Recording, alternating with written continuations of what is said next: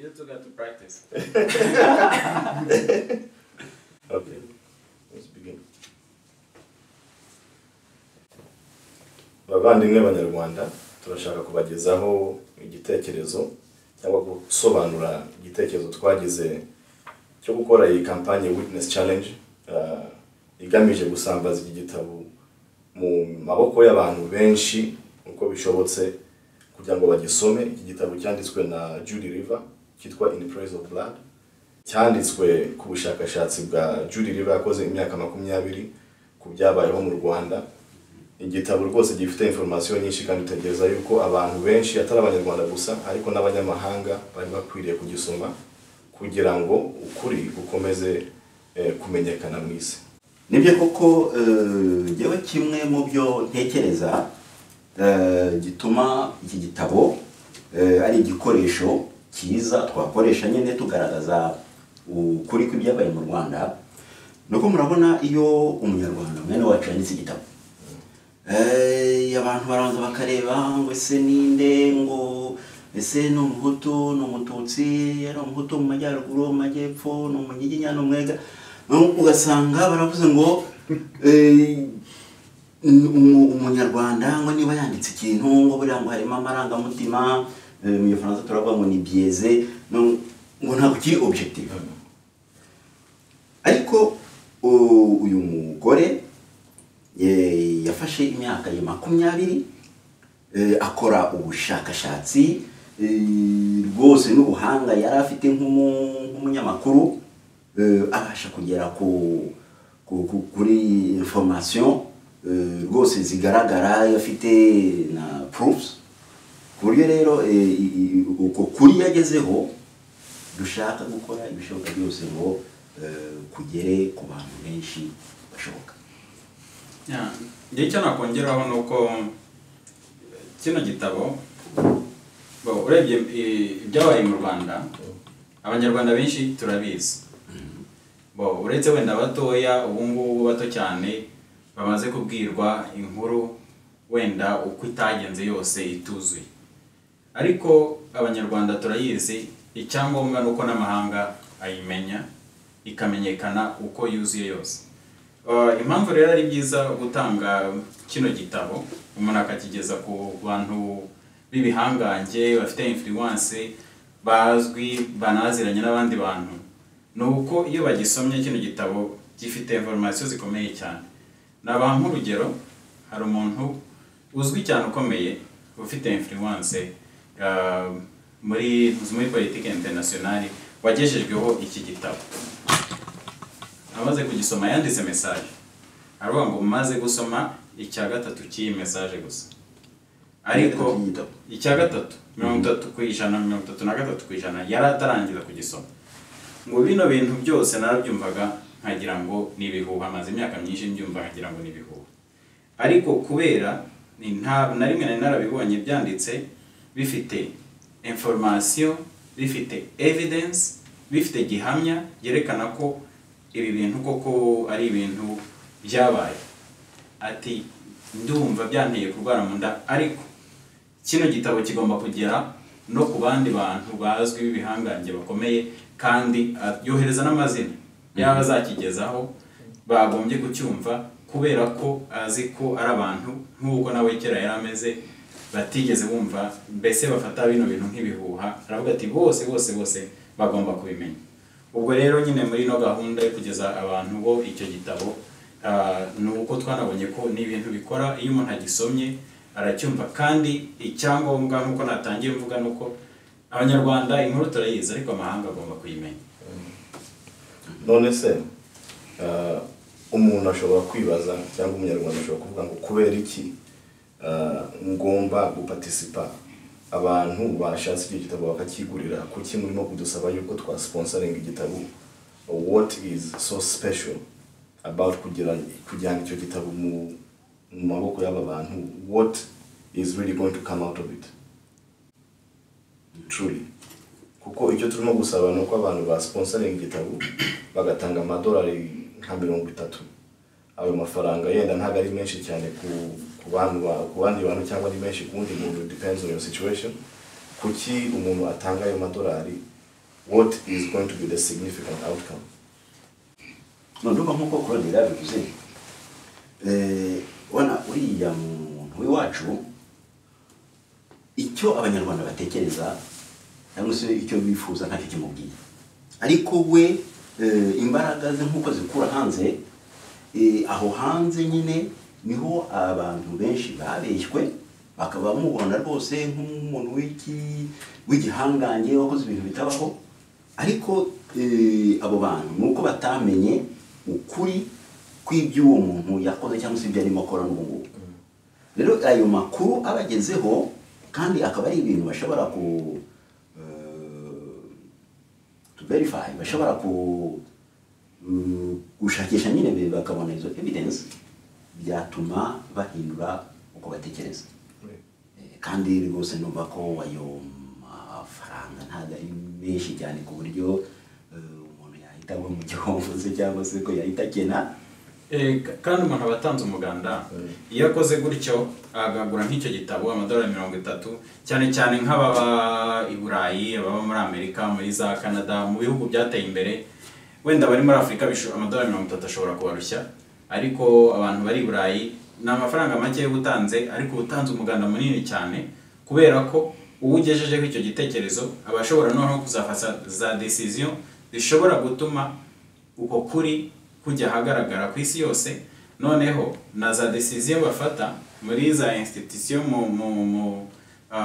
donc muri za institution internationale zerekeranye n'u Rwanda bakabireba. Noneho ikintu cyane cyane dukeneye mu Rwanda, dukeneye truth and reconciliation.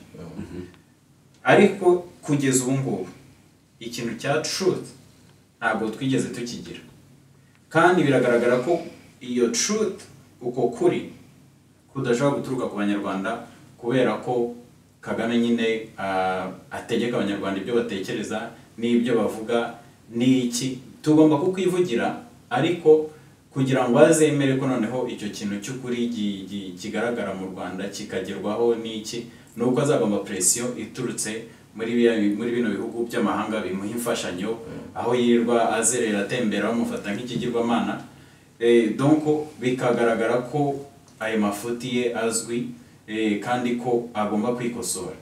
Kandi ikindi uretse n'icyo ngicyo, amakosa yakoreye abanyarwanda niba atayasabiye imbabazi, abanyarwanda bashobora kutamucira urubanza. Ibyo byaha sorry yakoreye abanyarwanda, byanze bikunze tugomba kubikurikirana. Mwabonye Senapre ukuntu yafungiwe muri Senegal, abantu bahutajwe n'ibyaha Kagame yabakoreye.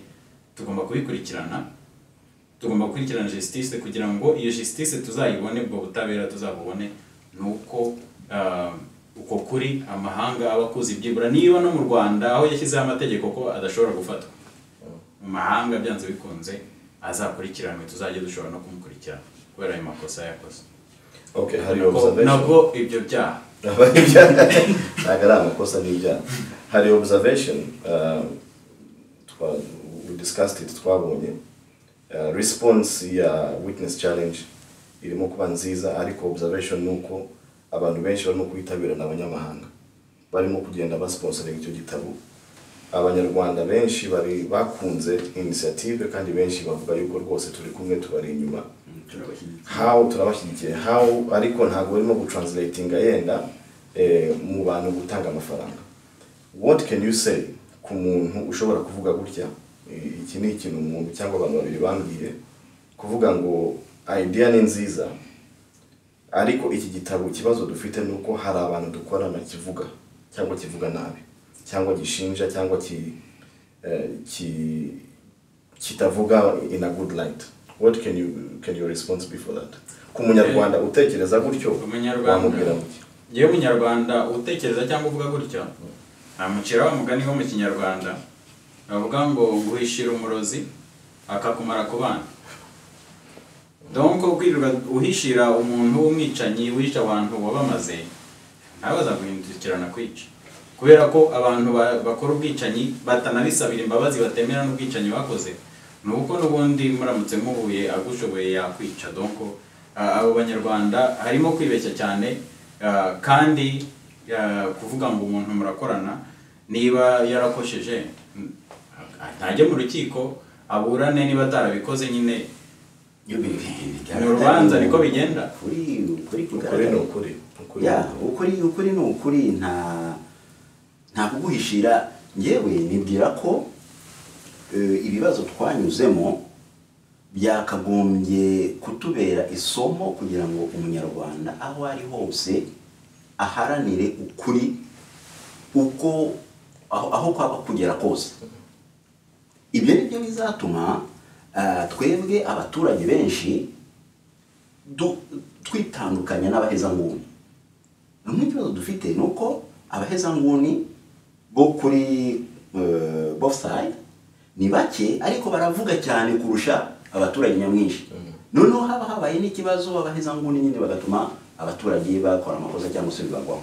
Ariko twebwe abaturage basanzwe niduharanira ukuri bizatuma abahezanguni bagaragara nyine n'umubare wabo mukeya, noneho tubateshe ingufu. Nta guhishira ibyaha. Icyo nashaka kongeraho muri kino gitabo ku mapaje ya nyuma bitangira kuri paje ya 236 no 234 ivuga structure ukuntu herite ya FPA n'abari bayirimo ubwicanyi bagiye bakora. Umuntu rero uvuga wenda ngo akorana nabo ngabo hari abari hanze bari muri izo zantuza muri bino bitabo babikoze, hari abafunze, hari n'abari mu gihugu bakira abayobozi. Kandi abo bantu bavuga ngo barwanye cyangwa se bashaka ubutabera, bavuga ngo umuntu bakorana umunsi tuvugira naho nk'akabarebe tuziho nawe ko ari umwicanyi ruharwa cyangwa Jacques Nziza cyangwa se wenda na Kagame ubwe baramutse bamwirukanye mu Rwanda noneho akaza akavuga ati reka nanjye dukorane. Donc ubwo nawe no kumwibagirwa hasigaye tukavuga tuti ntabwo yakosheje cyangwa se no way.